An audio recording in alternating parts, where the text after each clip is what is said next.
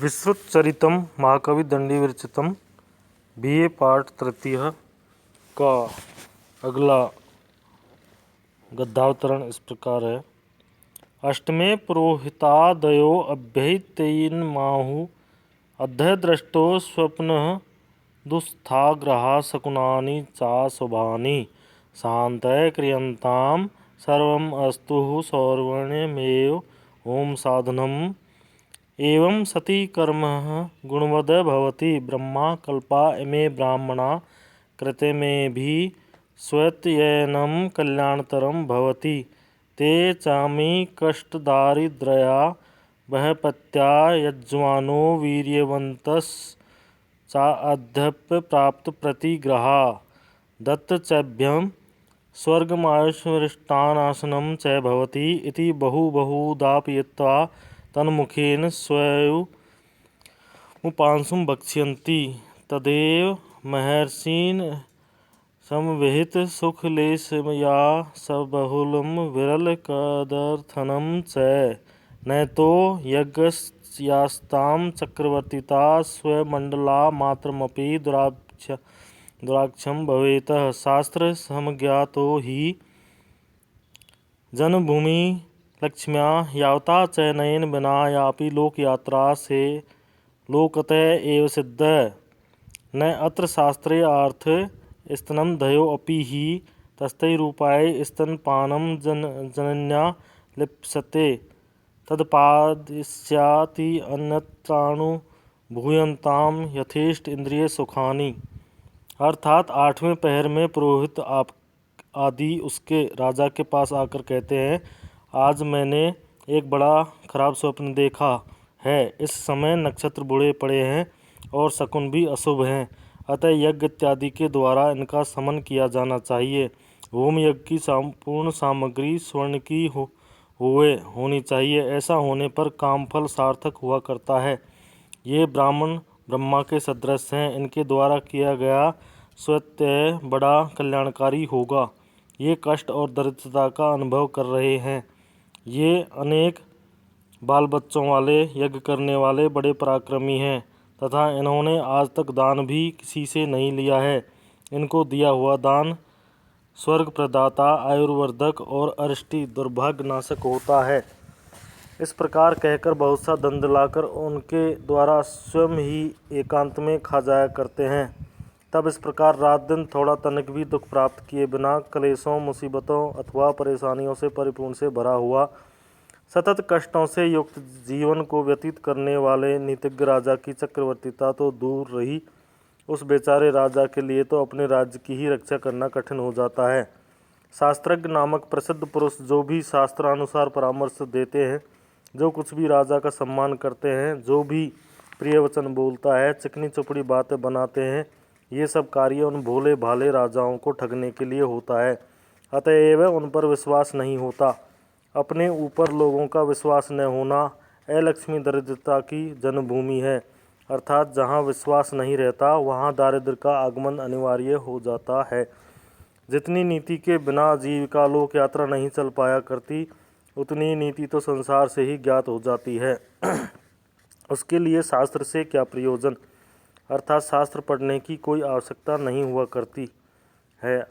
अपनी माँ का दूध पीने वाला बच्चा उन उपायों, भिन्न भिन्न उपायों के द्वारा अपनी माँ का स्तनपान करने की इच्छा करता है।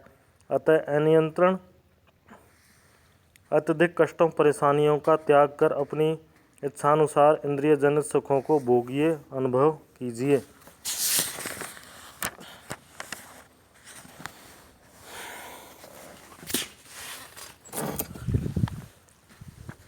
ये अप्युद्दिश्यन्ति एवं इंद्रियाणि जेतव्यानि एवं षडीवर्ग त्याज्य समाधि रूपाय वर्ग स्वेषु परेषु चाजस्रम प्रयोज्य संधि विग्रह चिंतयै न काल स्वल्पोऽपि सुखस्यावकाशो न देय इति तैरप्तेर्भीम मंत्रीकर्युष्मत्चौर्याजितं धनं दासी गृहेष्वेव भुज्यते कैचेते वराकः ये अपि मंत्रकर्क शास्त्र तंत्रकर्तारं शुक्रांगी स विशाल लाक्ष बाहु दंती पुत्र पाराशर प्रभृत तस्यै किम ऋषिरङ्गोर्जितः कृतः वा तैः शास्त्रानुष्ठानं तैरपि हि प्रारब्धेषु कार्येषु दुष्टे सिद्धसिद्धि पठन्तश्चापठद्भिर्सन्धीयमाना बहवः नन्विदमुपपन्नं देवस्य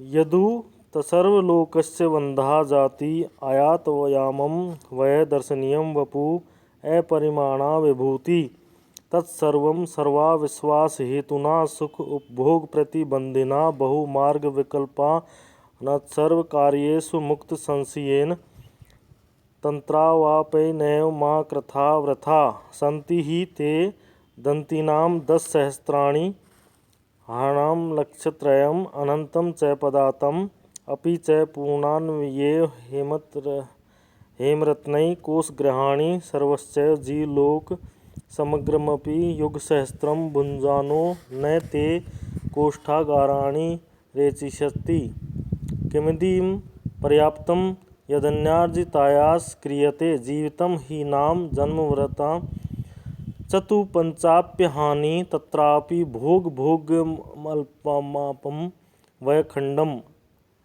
अपण्डिता पुनर्जयन्तः एव ध्वसन्ते न अर्जितस्य वस्तुनो लवमप्यास्वादयितुमिहन्ते।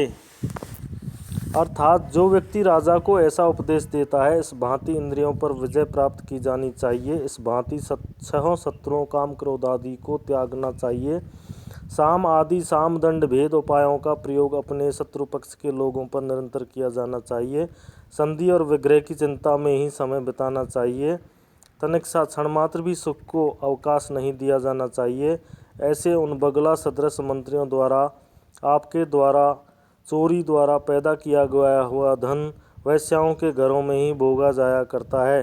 अर्थात ये बगुला भगत उपदेशक मंत्री आदि राज्य से चोरी करके प्राप्त किए हुए धन से वैश्याओं के घरों को भर दिया करते हैं और आनंद लूटा करते हैं।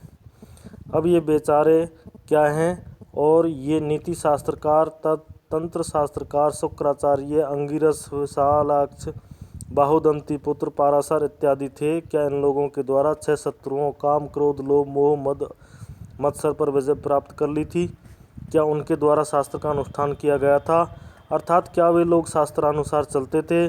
क्या प्रारंभ किए हुए कार्यों में उनके द्वारा भी सिद्धियां सफलताएं अथवा असिद्धियां असफलताएं पहले से ज्ञात कर ली गई थी? पहले से पढ़े लिखे लोग भी न पढ़े लिखे लोगों द्वारा ठग लिया जाया करते थे। देह को महाराज को ये वस्तुएं प्राप्त ही हैं। संपूर्ण लोक द्वारा वंदनीय जाति, कुल, वंश, नवीन आयु, दर्शनीय शरीर तथा असीम ऐश्वर्य, अतः इन सबको स्वराष्ट्र चिंता, तंत्र तथा पद चिंता के द्वारा व्यर्थ न कीजिए, जो सभी लोगों के अविश्वास के कारण हैं, जो सुखों के उपभोग के विरोधी हैं, जो अनेक मार्गों के बतलाने के कारण सभी कार्यों में संशय उत्पन्न करने वाले हैं। आपके पास 10,000 हाथी हैं, 3 लाख घोड़े हैं और असंख्य पैदल सिपाही सेना है, और भी अपना कोष खजाना स्वर्ण तथा रत्नों से भरा पड़ा है। समस्त प्राणी वर्ग हजारों युगों तक खाता हुआ भी आपके भंडार ग्रहों को खाली नहीं करेगा, अर्थात नहीं कर सकता। क्या यह पर्याप्त नहीं है कि और भी अधिक उपार्जन करने के निमित्त प्रयत्न किया जाता है, अर्थात किया जाए? क्या आपके पास पर्याप्त धन नहीं है जो आप अधिक धन पैदा करने के लिए प्रयत्न करेंगे? संसार में जन्म लेने वाले प्राणियों का जीवन तो 4-5 दिन का ही होता है, अर्थात मानव जीवन अस्थायी हुआ करता है। उसमें भी भोग विलास करने योग्य जो आयु का भाग हुआ करता है वह तो और भी स्वल्प ही हुआ करता है। फिर मूर्ख लोग तो धन पैदा करते मर जाया करते हैं।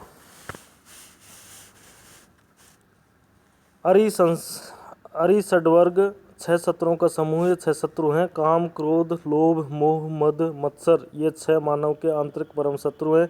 गीता के 16वें अध्याय में भगवान कृष्ण ने कहा है, त्रिविधम नरिकेशदम दारम नाशमात्मनः काम क्रोधस्तथा लोभस्तस्मादितत्र त्रयं त्यजेत्। समाध्र पाय वर्ग उपाय 4 माने गए हैं। साम दाम दंड तथा भेद, इन उपायों द्वारा राजा महाराजा लोग अपनी नीति के अंतर्गत प्रारंभ से ही प्रयोग करते आए हैं। जिससे कि राजव्यवस्था ठीक से संपादित हो सके। किम बहुना राज्यभारं भारयेषु अंतरंगेषु भक्ति सुसंपर्य अप्सर प्रतिरूपाभिरंत पुरिकाभिर्माणो गीत संगीत पान गोष्ठी स यतर्तु बंधन यथार्हं कुरु शरीर लाभम इति पंचांग स्पृष्ट भूमिर अंजन चुंबित चूड़ समेत प्राहसीच प्रतिफुल्लोचनो अंतः पुरप्रमदा जनः। अंतरंगेषु विश्वास पात्रों पर भार क्षमेशु राज्य का भार उठाने में समर्थ, अर्थात अधिक क्या कहा जाए, भार वहन करने में समर्थ, अपने प्रति श्रद्धा रखने वाले तथा विश्वसनीय मंत्री आदि व्यक्तियों को राज्य का भार सौंपकर अप्सराओं के सदृश सुंदर अंतःपुर की स्त्रियों के साथ रमण करते हुए ऋतु के अनुसार गाना बजाना, शराब के प्रयोग के साथ मित्र गोष्ठी करते हुए शरीर लाभ, इन मनुष्य जन्म को सार्थक करें। ऋतु के अनुसार से भाव है कि जैसी ऋतु हो उसके अनुसार, अर्थात गाने के समय गाना, बजाने के समय सुनने के समय बात सुनना, शराब पीने के समय शराब पीना, मित्र मंडली के साथ गपशप तथा हास्य विनोद करते के समय गपशप और हास्य विनोद करना इत्यादि करते हुए जीवन बताइए। ऐसा कहकर शरीर के 5 अंगों से पृथ्वी का स्पर्श करता हुआ सिर पर अंजलि लगाकर हाथ जोड़कर विहार भद्र बहुत समय तक लेटा रहा। प्रसन्नता के कारण विकसित नेत्रों वाली अंतःपुर की स्त्रियां गदगद होकर हंस पड़ी। धन्यवाद, आज इतना ही काफी।